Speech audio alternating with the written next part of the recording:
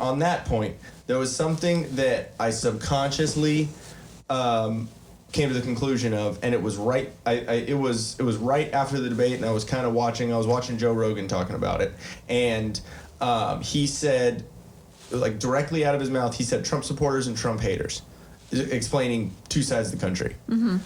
Okay, just on a basic level, it should be Trump supporters and Biden supporters, not Trump supporters and Trump haters. Mm-hmm. Like,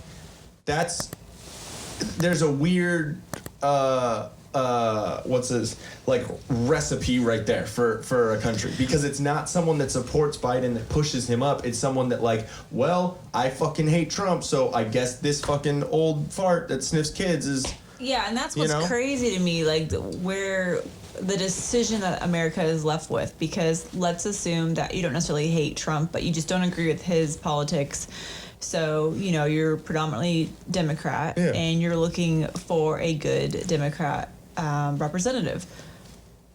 You guys don't really have one, so that's unfortunate, though. Exactly. Like, and when you think about it, like, put yourself in their shoes. Like, what if you have somebody that is not, let's say, a radical Democrat? That's how I'm going to call it. Like, exactly.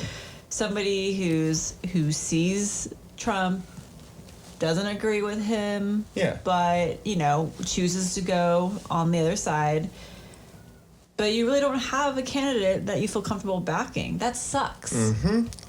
And I mean, there's a lot of Bernie bros that 2 elections in a row, they've basically stolen it from him. Mm-hmm. And it was literally leaked in emails saying that Hillary rigged the fucking DNC in 2016, so she would be the candidate and not Bernie. Mm-hmm. Like, if you don't see the hypocrisy and the corruption on that side, it's pretty dang apparent. I'm not saying that Republicans and conservatives are perfect and everything, but I mean, it seems a little less. Just saying. You know what? Here's kind of how I look at the situation that we're in right now. The movie Dodgeball.